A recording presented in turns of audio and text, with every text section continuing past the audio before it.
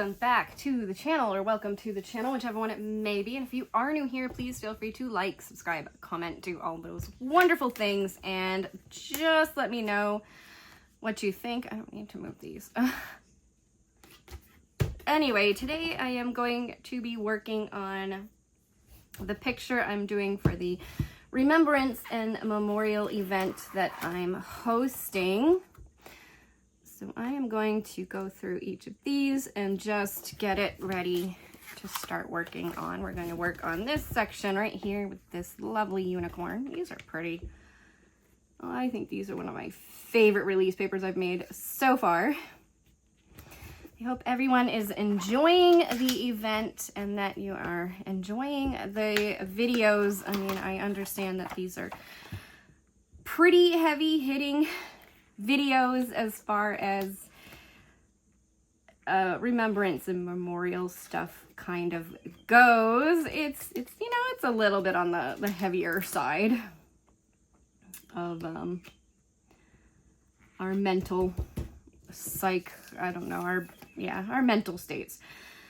And today is just going to be another one of those heavy, hard ones. Anyway, I am going to talk about school shootings. I figured with, you know, what happened recently and everything, that it would be kind of a good topic for remembrance and memorial.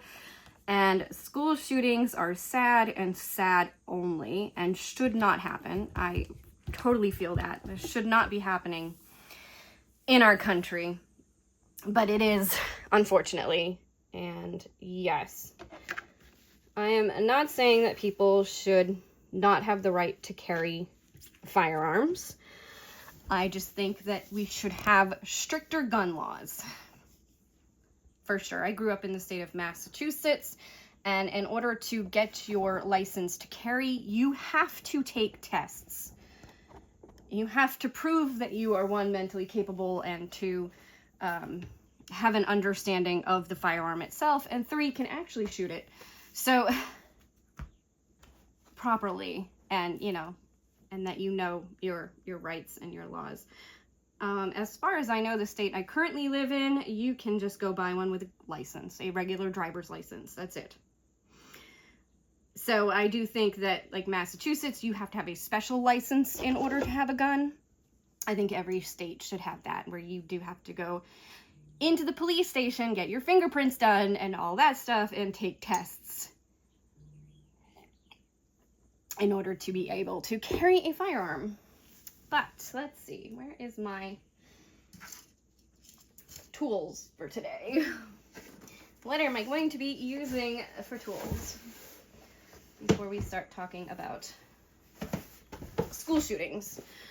All right. The other phone is going nuts. We are going to be using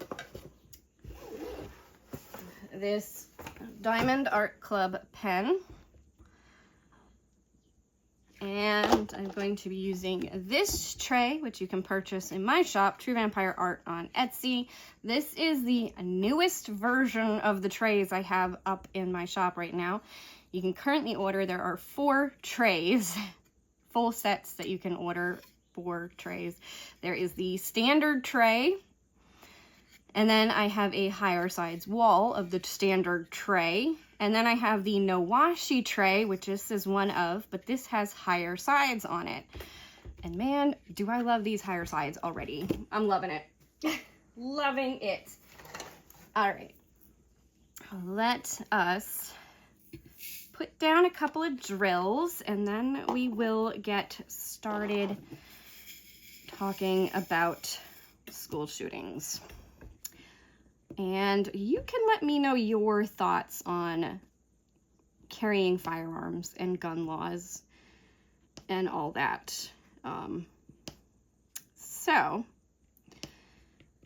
we're just going to put down a couple of drills just to kind of, you know, get started, get into this a little bit. And I will use my other phone. School shootings, America through the years.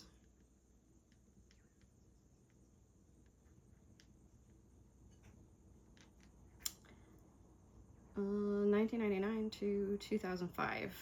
Okay.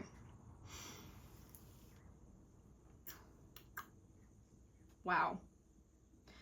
All right, so this is a list of all school shootings that have happened from 1999 to 2005. I graduated high school in 1999, and I know one of the more famous or more well-known school shootings happened that year. So in 1999, there was 23 school shootings.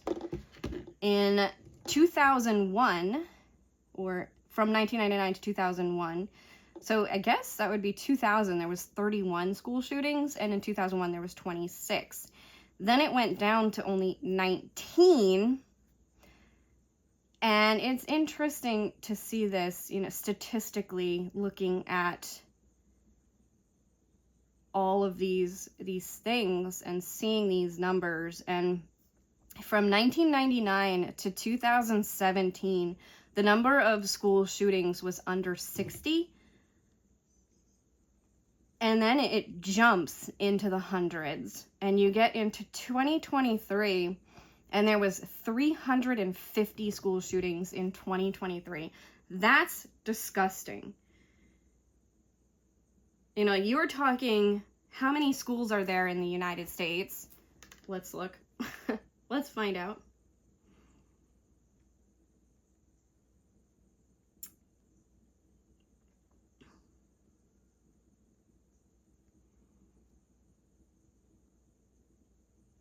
There are approximately 130 to 135,000 schools in the U.S. That's K through 12, so we're not talking anything over senior year, over 12th grade. It's all K through 12. I think I'm done with this color. And so if you're talking 30, what was the lowest number was what, 16? Go back to that. The lowest number was 15 school shootings. That's, you know, a pretty low statistic that you're going to have a school shooting at your particular school. So, you know, 15 out of 135,000. But 350 school shootings, the likelihood kind of goes up, unfortunately. So, sad. Let's see. So instead of number, I want to see a list of school shootings from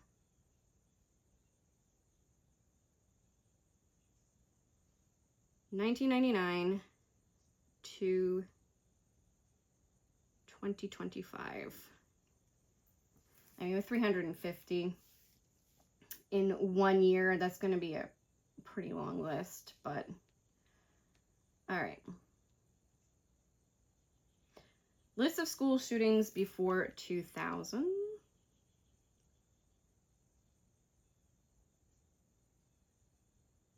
I was just looking for the list in general. How about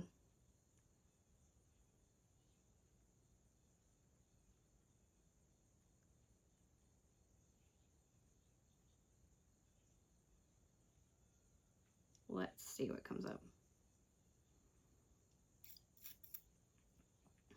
Okay, there we go. That was the one I was thinking of, Columbine. The Columbine High School massacre in 1999. Like I said, this was the year I graduated high school. So this was very heavily talked about in school.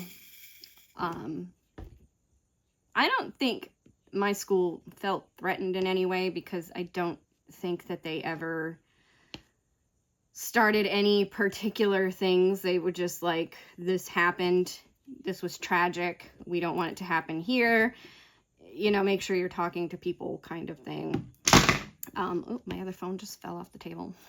Pulled off by the wire it's attached to.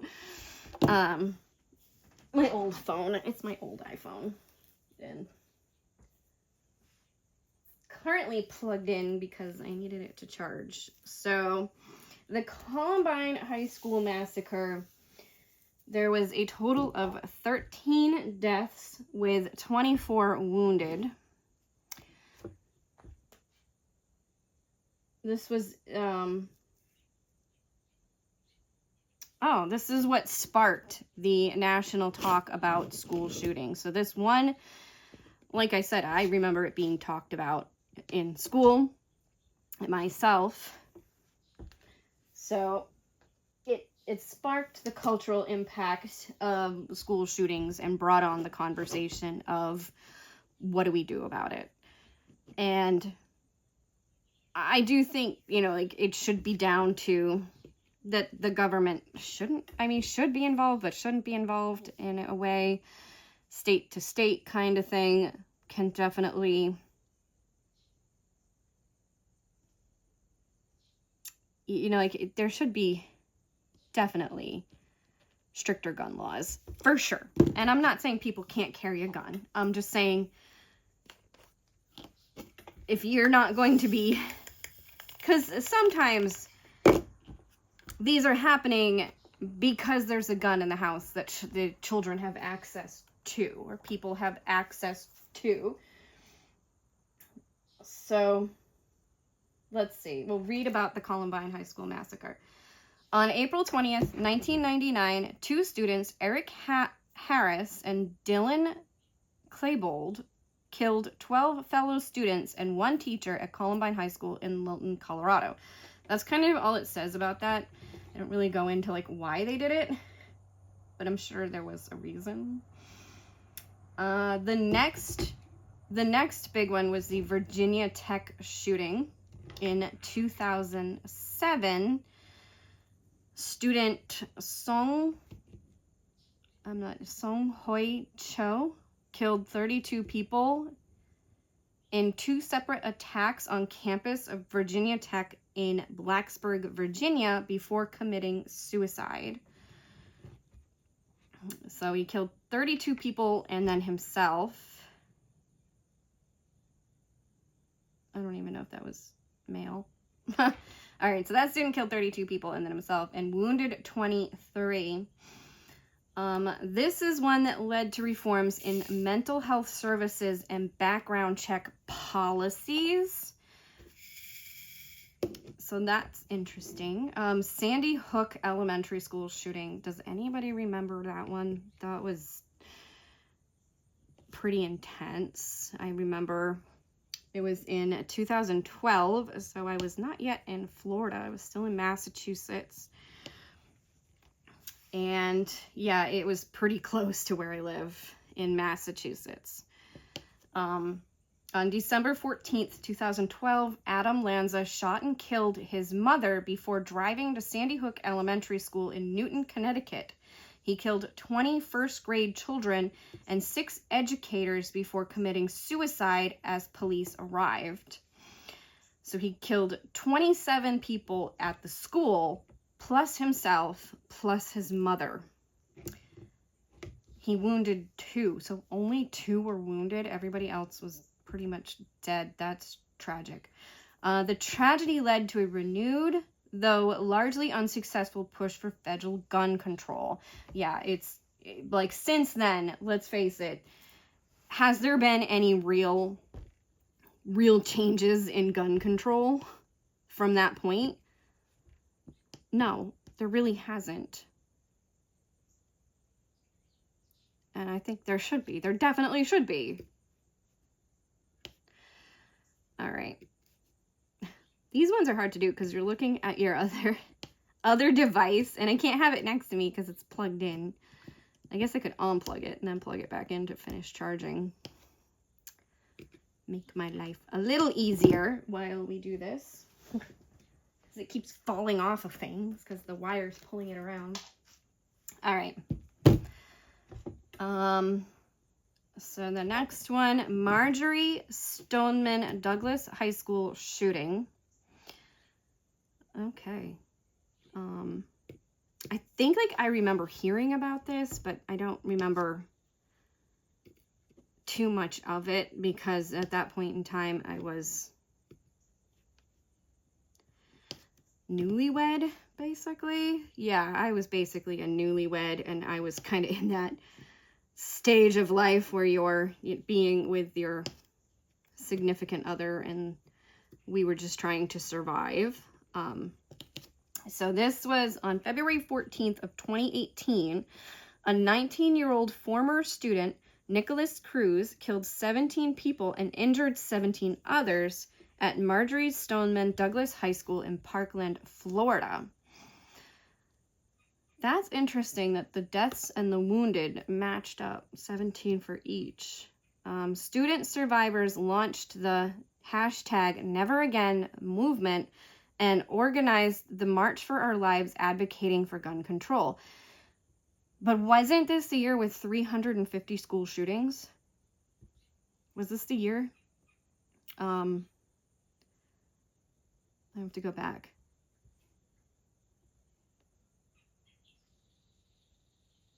No. Okay, so in 2018, I mean, there was still a high number of school shootings in 2018. There was 124. Wait, 119, sorry. 124 in 2019. 119 in 2018. But the highest number was 2023. So, okay. We'll go back to this list. Here we go.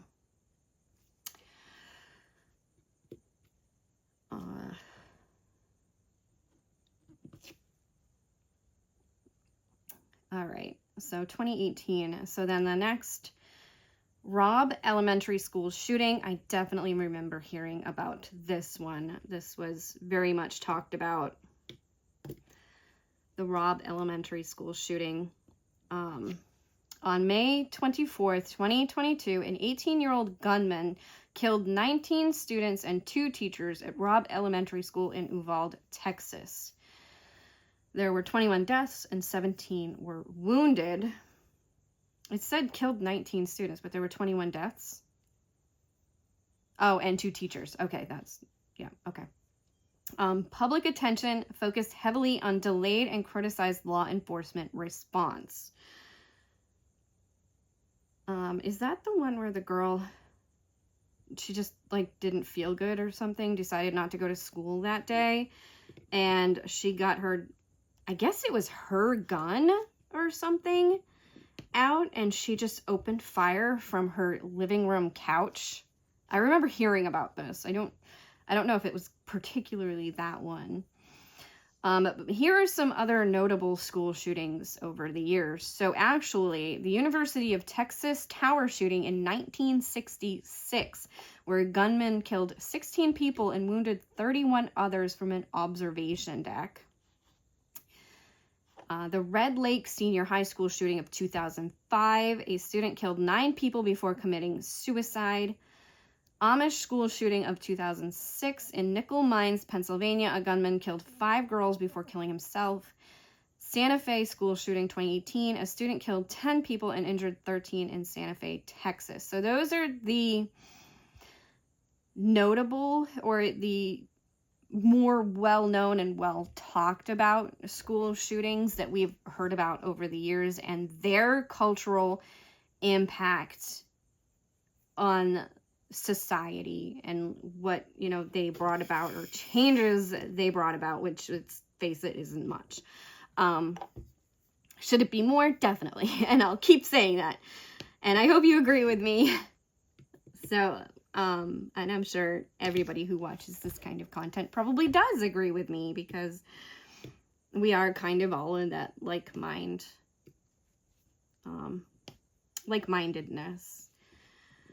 So let's take a look at reasons for school shootings, because I think this is kind of a discussion point. All right. Allow. Why do school shootings occur? So the number one ranking reason for why school shootings occur, because this is a list. They want to get back at those who have hurt them. Mental health, basically. I mean, this all comes down to mental health and the teenage mind or the young mind. I know not all of these were done by teenagers, and some of these were done, yeah, by others. You know, like there's reasons why these people do what they do. In some cases, you know, like mental health definitely playing a part in that. And what has caused it, being bullied, being picked on, not feeling like you belong, and not having a place. You know, I was bullied in school, but I never wanted to do this. This was never anything that I can't say I didn't think about it, because, you know, as a kid, you think about it, like, not particularly in this regard, but I was like, you know, like, what, there were some people that you're just like, you don't want to be there, or, some people that you just feel are a blight on society, and like, why do you exist? Now, granted, years later, they are not the same people. So, and I would never do anything to ever hurt any other person. I never would. But I do struggle with mental health problems. I've never thought about this kind of thing, though. Like, never thought about this. I've thought about, like, individual people, you know, like, ugh, you are so annoying and so rude and so mean. Why are you like this? Do you need to be like this? Like,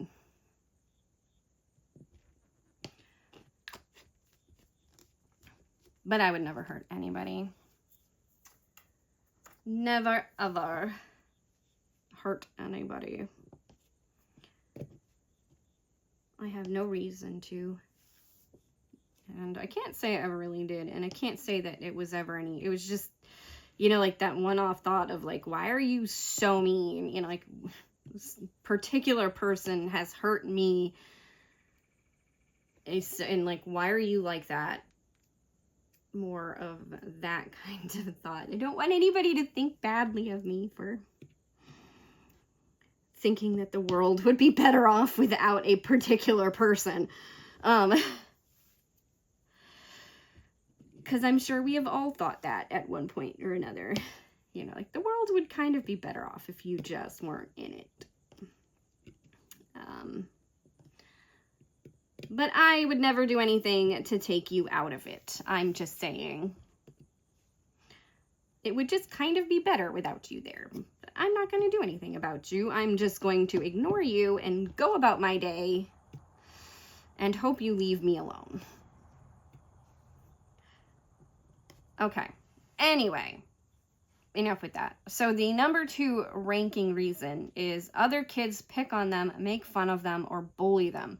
I mean, the two kind of go hand in hand. They want to get back at those who have hurt them. Other kids have made fun of them or bullied them. It's, you know, like they've been hurt. They've been hurt either physically, emotionally. They've been hurt. So they want to get back at these people who have hurt them. And this is the only way they know how, maybe because of other factors in their life Rather than like me, when I was being bullied and I just turned to my bully and I was like, F off. And he never bothered me again. I don't know why that worked, but it worked. I had this one particular kid that every morning when I would get on the school bus would just make fun of me. And one day I just turned around and told him to just F off. And that he never talked to me again. And boy, was my life so much nicer without him talking to me. Like I said, just ignore them. And they go away, right? Well, sometimes they don't. And sometimes you just need to turn around and tell them to F off. And it works. My other bullies were more of the subtle kind of bullies. They were like, you know, the people who are like nice to your face but mean to your back? Well, I had this set of twins that I took riding lessons with. So the three of us would have our riding lesson together, and they would write, or the instructor would write who was riding what horse. And I always ended up with the bad horse, like the worst horse out of the three, because the twins would just take whatever horse they wanted. They would like not pay attention to that board, or they'd look at the board and they know that they were supposed to be riding this other horse, and they would take their favorite horses instead. And so every time I would end up on the worst horses. Well, yeah, I fell in love with one of those horses, so I guess it worked out for me because I kept riding. I don't know if they kept riding after that or not, but you know, like I kept riding and I loved riding. So maybe for me it worked out because I didn't care that I was being put on the bad horses, except that at one point I did go to the riding instructor and say, hey, you know, like they always just keep taking this horse when my name is down on the list for it. And so one time the riding instructor was like, you have to let her ride these horses. That's, you know, like I have her name next to them for a reason. So yeah, but anyway, I ended up loving horses. So, hey, you know what? Oh, back to this. So the number 3 reason behind school shootings, they don't value life. Number 4, they have been victims of physical abuse at home. Yeah. And it might not even just be like physical abuse. It might be mental abuse, and it might be essay abuse. So, because you don't know what's going on in their home. You don't know what their home life is like. And they just decide one day that they've had enough, and they take it out on their peers because they can't take it out on the person who is causing the problem. Usually. They take it out on others because they can't take it out on the one that is the problem, which is horrible. And then the number 5, they have mental problems. So they already have some sort of mental problem, like the Connecticut one. Is that the Sandy Hook? If I remember correctly, that particular person needed to be in an institution where they could be watched and basically taken care of all day long. If I remember correctly on that one, that they needed to be locked up. Kind of, like not in prison or anything, but just kind of in an institution. The number 6 reason, it's easy for them to get a gun. Yes, there's that too. The gun's already in the house. Maybe they know where the key is to the gun cabinet. Maybe the gun's just in a box in their house. Maybe it's their gun because their parents take them hunting. Like, if I remember correctly, that girl, like, it was her gun. Like, she used it. It was bought for her, and it was her gun. Yeah. Number 7, they don't get along with their parents. I mean, it kind of goes hand in hand with physical abuse, mental abuse, SA abuse.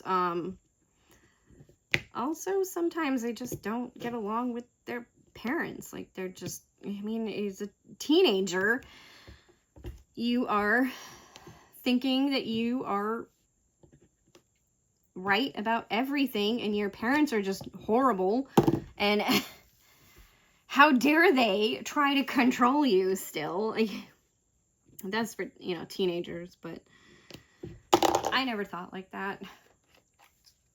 I was a good kid.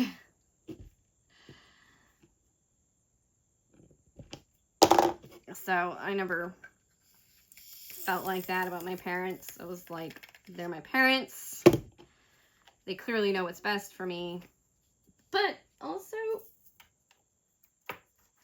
my parents were pretty trusting. I didn't have a lot of restraints or anything. Like, I didn't have a lot of... They were like, okay, you're going to go out and see a movie with your friends? Go out and see a movie with your friends. You know, they gave me a cell phone for emergencies, so if anything happened, I could call them, but I had a car, and I was able to go and do things, and, you know, they were like, okay, go have fun. But they trusted me. They trusted me not to do anything stupid. I don't know. But anyway, yeah. They have witnessed physical abuse at home. Okay, so not even being the participant or the receiver of the physical abuse, but just seeing, you know, like the physical abuse of another family member. I guess. Yeah, that could cause some problems for sure. Feeling like, you know, like what's this world worth because mom gets beat or dad gets mentally abused, or because you have to remember that there's mental abuse too. Like, we always talk about the physical abuse, but there's also mental abuse.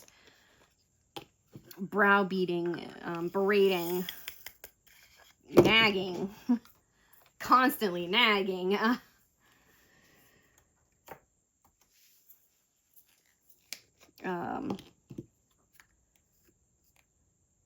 So it's like, it's not necessarily men who can be abusers. Women can be abusers too. Oh, there's like 2 missing from there. I wonder if they just fell off or if I missed them. I could have missed them. The number 9 reason, they drink alcohol or use drugs. I mean, yeah, let's face it. Drug use can cause problems. Definitely can. 10, they do not have any good friends. 11, they see violence on TV, movies, and videos, computers, and video games. In computer and video games. So, I mean, aren't they all video games? Like, yeah. Some of us are taught the difference between right and wrong. And I think to some degree, there is an inherent knowledge of what's right and what's wrong. But you also need to teach. If you don't teach your kids what's right and what's wrong, they're not really gonna know that what the video game character is doing is not something you should do in real life, that this is just a game and it's not real. It's fantasy. It's something that you play and enjoy. Like, I know the big one is that everybody always talks about is Grand Theft Auto. The game is rated 18 plus. Where is this one? The game itself is already rated for adults. Basically speaking, this game is rated for an adult mind. It's not rated for kids. It's, you know, mature. It's rated M, mature, which means it's 18 plus. It's basically rated R in video games. So if you're buying it for your 13-year-old kid, like, you have to, one, know your kid and what they're, you know, capable of mentally handling. Or if them watching this video game or seeing this video game is going to have an impact on their own mental abilities and make them think that this is okay. Oh, well, Tommy Vercetti does it. So, you know, like, what's so wrong with it? Tommy Vercetti goes to these places and does these things. Well, Tommy Vercetti is a video game character based around the cartel. It's based around people who do bad things. And he's knowingly doing bad things. So it's, you know, like, it's not, you don't do what he does. You don't do that. People that do what he does usually end up in prison. I mean, the character himself has just gotten out of prison at the very beginning of the game. I'm only saying that because I played that game a lot. And I will say I was, you know, probably around, I don't even know how old I was. Must have been my 20s. Because it was on the PlayStation. I do know that I played it with my brother. Like, my brother had the game, and then I played the game, like, extensively to know the storyline and everything. So, you know, this is not something that your everyday average person does. It's not. Are there people out there that do it? Yeah. There are. There definitely are. Maybe not, you know, all of what they do in the video game, because they definitely take it to an extreme. But there are people out there that do that.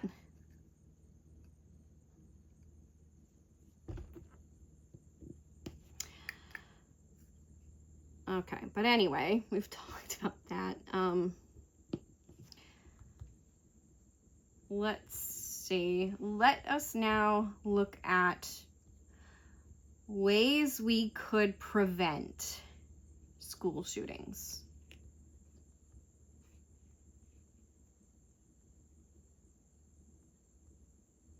Wow, the first thing to come up is ways we could prevent soil erosion. Interesting. Stay signed up. How can we prevent gun violence in American schools? So what do we know about gun violence in schools? So from 2013 through 2023, every town identified 720 incidents of gunfire on the grounds of a preschool or K through 12 school, including incidents of gun homicides and assaults, gun suicides, and attempts, unintentional shootings, and mass shootings. School shooters usually have a connection to the school. Guns used by shooters under 18 usually come from home. Yes. A Secret Service analysis, nearly 40 years of school violence, found that roughly 3/4 of school shooter guns came from the home of parent or a close relative. Yep. It was already there. They had access to it. They could already grab it and bring it. It's kind of like the time I brought cigarettes to school, because one, it was that my brother was the one smoking. And I was like, look at this. Like, I found cigarettes. And I brought him to school. And boy, did I get in trouble. And my mother was like, where did you get these? And I was like, Elliot. And she was like, what? I got them from my brother. Okay. And then she had to scold him for having the cigarettes. And then he was pissed at me for finding the cigarettes. And I was like, well, you left them where I could find them. It's not my fault. And I only brought him to school because one of my friends was like, oh, really? You found cigarettes? That's so cool. Prove it. And then, when I did, ratted me out for having them. Oh, I was so pissed. I don't think I ever talked to that person again. I was so pissed at them. I was like, I wasn't going to do anything with them. I was just showing, like, the person said prove it. So I brought him to school to prove it. And then they ratted me out. Loser. I wasn't going to smoke them or anything. I wasn't going to do anything with them. I was just proving it. Like, yeah, see, I found cigarettes.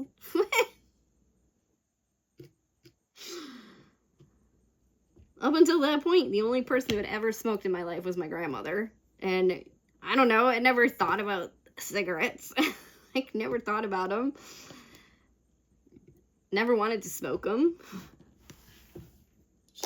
It was just there, you know? I was like, look, it's cigarettes. Yeah, but anyway, that was me. I don't know. It has nothing to do with school shootings. All right. School shooters nearly always exhibit advanced warning signs. Yes, this is true. So, read on this. In all incidents of targeted school violence, 100%, there were warning signs that caused others to be concerned. See something, say something. It's a big thing. If you see something, then you say something. And I think a lot of times people just don't believe. So if, let's say, like, another friend or something is worried about this person, and they go to their school counselor and they say, hey, I'm really worried about this person. I think there might be something going on. Can you talk to them? And can you talk to their parents? And the school counselor says, okay, but never does anything, or the school never does anything, like, or they do talk to the parents, but the parents are like, no, my son's fine. There's nothing wrong with my child. My child is fine. Yeah. So it's like, it's one of those that's, I don't know. School gun violence has a disproportionate impact on students of color. 2 in 3 incidents of gunfire on school grounds from 2013 to 2021 occurred in schools where one or more racial and or ethnic minorities constituted a majority of the student population. Really think that should have anything to do with anything, but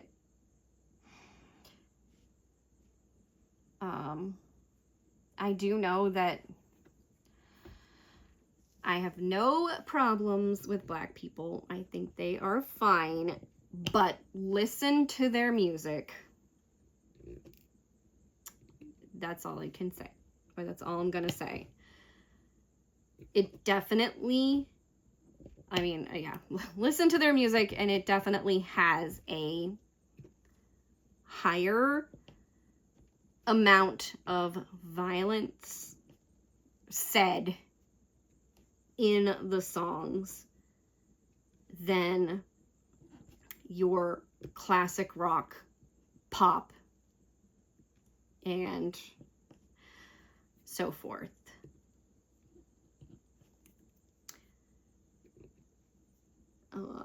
But that's about, you know, like, that's... And there's also a lot of swears in their songs. And I just, you know, I think that should never have been allowed, swearing in music, because it's just disgusting. It's disgusting. And it just shouldn't have been allowed to be so mainstream. It's become so mainstream that sometimes you hear it and it's in every single verse or something, and you're just like, this is gross, and there's really no need for this.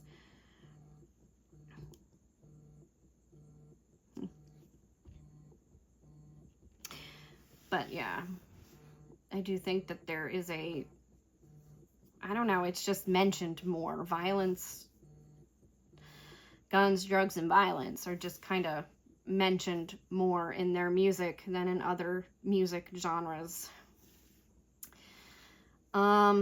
Extreme risk laws. So, extremely allow people in crisis times to get the help they need. Okay, so that was just talking about that. I wanted to find out, okay, background checks. So, this is what I was talking about earlier with Massachusetts having extensive background checks on people. You can't just go buy a gun. You can't just go to the store, pull out your driver's license, and walk out of the store with a gun. Like, you have to go through a process. You have to have a special license in order to carry that gun. I think all states should do that. I think that should definitely be a thing. Also, I do believe that in the state of Massachusetts, you even have to have, you can have one license where you're allowed to shoot rifles,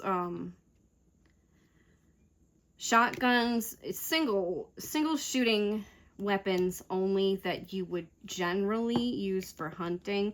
That is the kind of gun license I had when I lived in Massachusetts, because my father and I shared a rifle.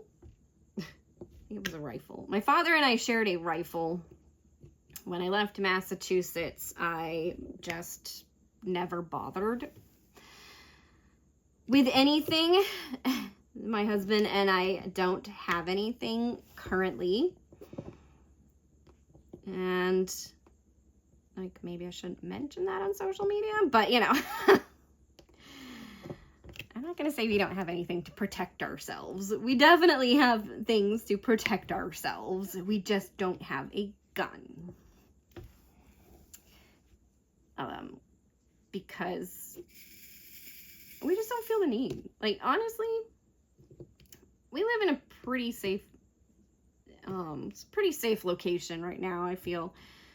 I don't feel threatened or in danger where I live, but, so we just don't feel the need. I'm not going to say they don't have them around us, because, oh, they definitely do.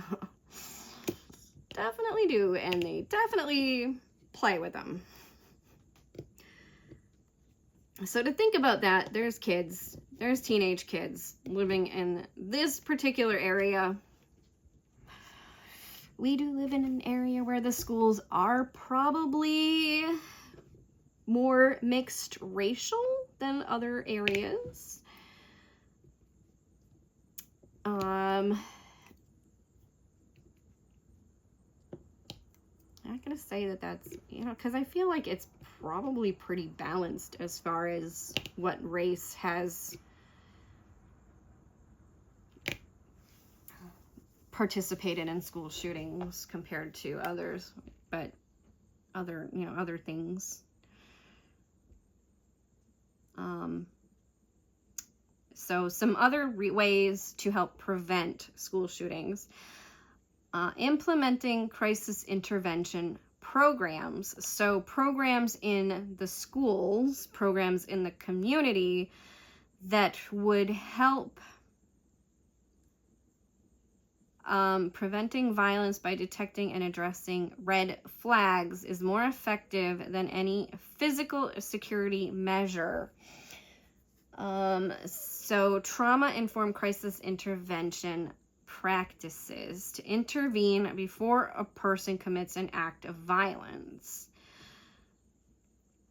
So basically, initiating a program that would help to identify these red flags in somebody's behavior, and then would keep them from causing problem by using preventative measures to help them along the way. Ensuring sufficient mental health counselors to create a safe school climate. I feel like this is a hard one. I feel like, yes, you could have a health counselor in the school itself. That would definitely help, a school psychologist. But I also think that once you've identified those red flags, and if there are programs in place, then having other psychologists, therapists to help out,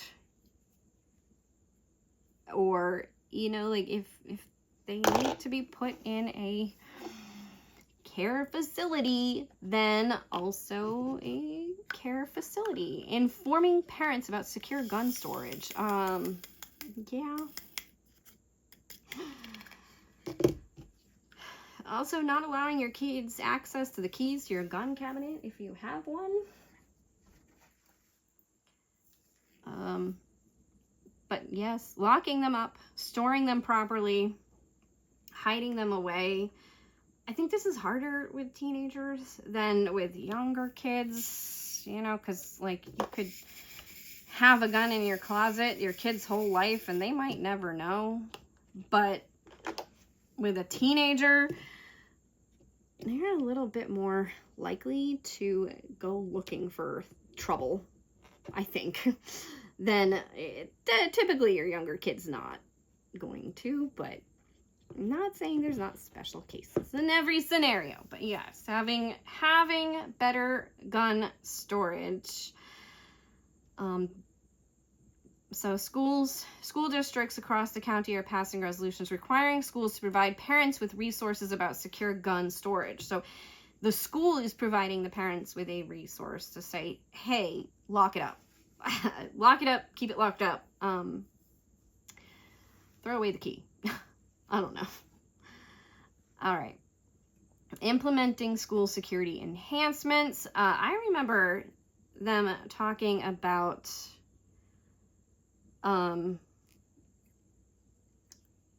entering, like, you've seen this in some movies and stuff where the kids are going into school and there's metal detectors at the entrance to the school and their bags are being checked.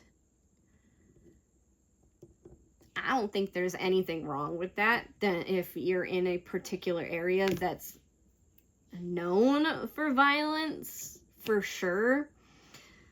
But I think a lot of the school shootings have happened at schools where they don't expect it. Yeah, arming teachers puts the whole school at risk. But there's things going around where there's things teachers can do to help keep their classrooms safe by being able to put locks on their doors from the, you know, like inside of the classroom, so that if somebody is out there shooting, then they can keep them and their students safe by locking themselves into their classroom so that the shooter can't get in and cause problems. Definitely, for sure, that kind of thing. You can't help, like,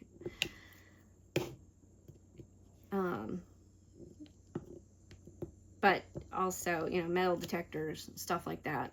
Other ways to keep them from being able to come into the school in the first place.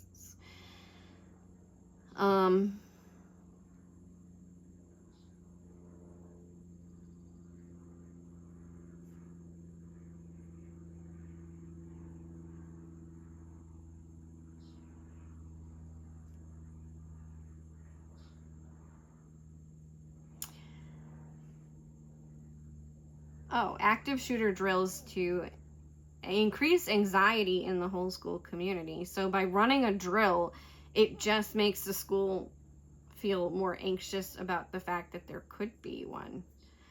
So they're saying that it's not something that would help in preventing a school shooting. Policymakers can help prevent gun violence in schools by implementing proactive, evidence-based interventions. Targeted gun violence prevention policies can prevent guns from falling into the wrong hands and being used in a school-based shooting. School-based strategies can work to intervene when a student shows signs of crisis. Planning and security strategies as a last line of defense can ensure that the school is prepared to quickly respond appropriately. So the school itself being prepared, but don't run drills for your students, I think. Just make sure that your teachers are prepared in case of anything. Can we prevent school shootings? For sure. Ooh, the Sandy Hook Promise. I see that one on YouTube all the time. So, in conclusion, it does seem that most school shootings are in some way or another based around mental health. And there are ways that we could begin going about preventing them from happening in the future. Tell me your thoughts on all of this and what you would do. If I had a kid nowadays, I don't know that I would send them to school. Homeschooling has changed so much over the years that personally, you don't have to be your child's teacher. You can just sign them up for a program and they'll be homeschooled through that program. The only thing that doesn't benefit the child in that scenario is that they will not be interacting with other children their own age. So if there are programs in your community where they can still interact with children their own age, like the Girl Scouts or the Boy Scouts or 4-H, then I think definitely homeschool your child, but also enter them in something like 4-H or Boy Scouts or the Girl Scouts, or there are other programs. There are even some community sports programs that you can enter your child in that are not run through a school, but your child can still be able to play a sport, football, baseball, or anything like that. I know some communities have programs like that. So if you're not feeling safe sending your own child to school, there are ways that you can still homeschool your child and still let your child be active with other members of their own age. Now, they won't be going to school with them, but, you know, there's also horseback riding. I know I mentioned 4-H, and horseback riding is a part of 4-H, but there's so much more to 4-H than just horses. You can do cows, you can do goats, you can do sheep, you can do chickens, you can do rabbits. 4-H is such a great program for children, and it does help, I think, with their mental health because they are interacting with animals instead of just kids. You know, like they're doing something with the animals. My nephews were a part of 4-H. One was a part of 4-H in the horse program side of it. One was a part of 4-H with cows. And it really did help. The one with the cows, it really helped him with, I want to say he's on the spectrum somewhere. So it kind of, you know, helped him with his ability to focus and his ability to be high functioning, as they call it. Be a high functioning normal adult where he can live a normal life on his own, cooking food and doing things that he needs to do. And I think that a lot of that came from having to do that for an animal. So having to take care of an animal and make sure that it was okay. So, you know, hopefully this has stayed in. I don't know if it's moved or not any, but I hope it stayed. And I hope that, you know, like, you enjoyed this video. School shootings are horrible, and I do think that there should be better gun laws to help protect against school shootings, but there should also be better mental health awareness and other programs put in place that could also help in the prevention of school violence and school shootings. So anyway, let me know your thoughts, and I hope you have enjoyed the video.